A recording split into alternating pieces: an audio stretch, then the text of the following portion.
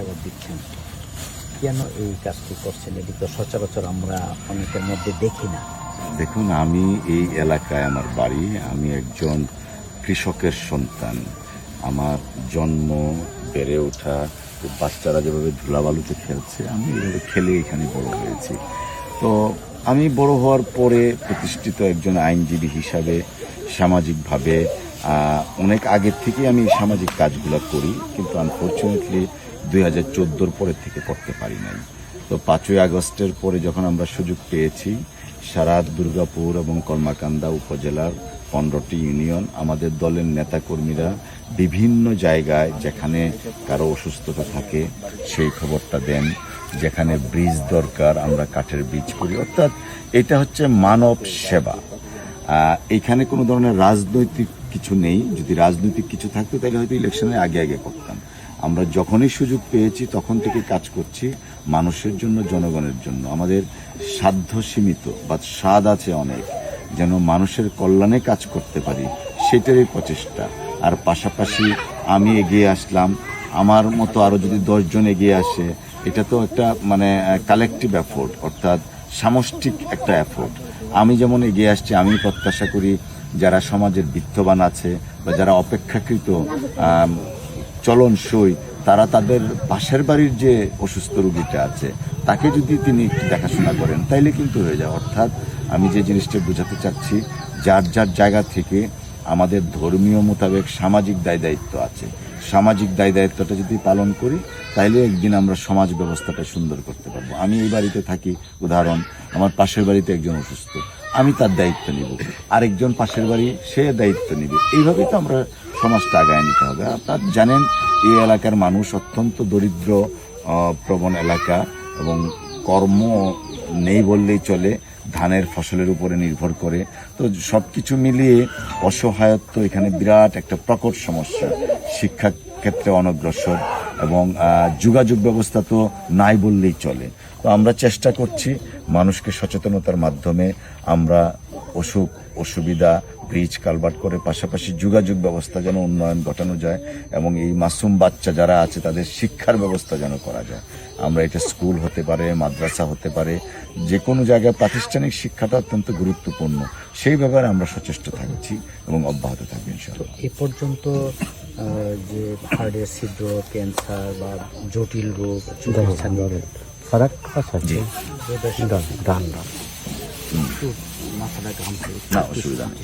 জি, একটু বলবেন যে এই সংখ্যাটা কেমন, যে হার্টের ছিদ্র, একটু নাম ধরে? আমাদের দুর্গাপুর কলমাকান্দা মিলে এই পর্যন্ত আমার যতটুকু মনে পড়ছে এই মুহূর্তে 7 জন ছোট বাচ্চা, তায়াবা থেকে শুরু করে রাসিলা, এরকম 7 জন ছোট বাচ্চার হার্টের ছিদ্র অপারেশন আমরা ঢাকা করিয়েছি। আর ক্যান্সার পেশেন্ট এখানে উপজাতি আছে এবং আমরা বাংলাদেশের যারা মুসলমান হিন্দু আছেন, আনফর্চুনেটলি হিন্দু একটা বাচ্চা কয়েকদিন আগেই মারা গেছে পিজি হসপিটালে। ক্যান্সার পেশেন্ট প্রায় 9 জনের মতো আছে। তারপরে টিউমারের পেশেন্ট, এরকম আরও নানাবিধ জটিল সমস্যা। আর আমাদের চোখের ছানির অপারেশন করা হয়েছে প্রায় 1000-এর মতো। কলমাকান্দায় করা হয়েছে 442 জন আর দুর্গাপুরে 465 জন। তো এটা অপারেশনই করা হয়েছে। বাট চোখের রোগের চিকিৎসা পেয়েছেন 2 থানা মিলিয়ে মিনিমাম 4000 লোক হবে, 4 থেকে 4500।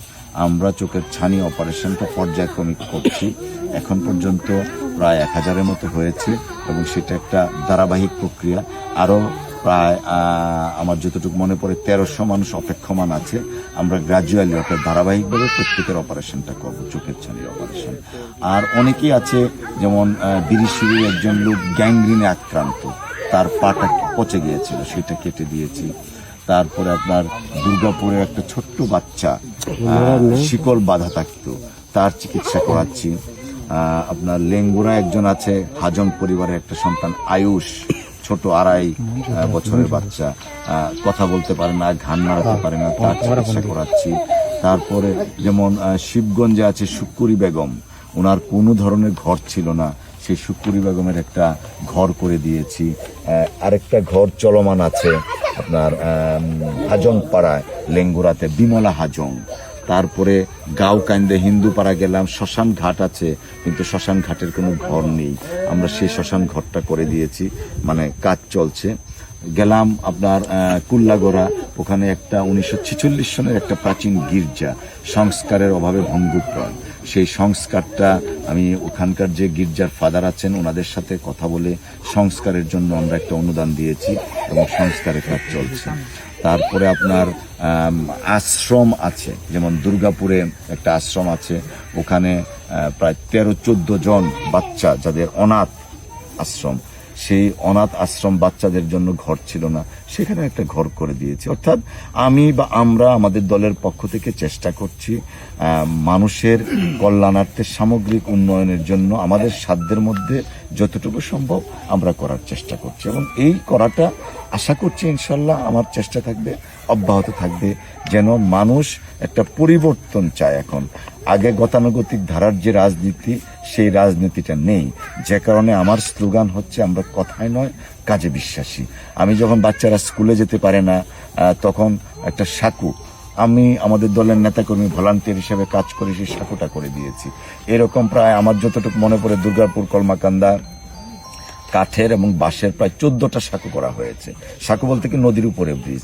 আর এইগুলা করার অন্যতম কারণও আছে, যদি মানুষ ভোট দেয়, আল্লাহ যদি রহমত থাকে, এমপি হিসাবে নির্বাচিত হতে পারলে যেন প্রথমেই এই কাজগুলো আমি হাতে নিতে পারি, সেই জন্য এই কাজগুলো আমাদের করা।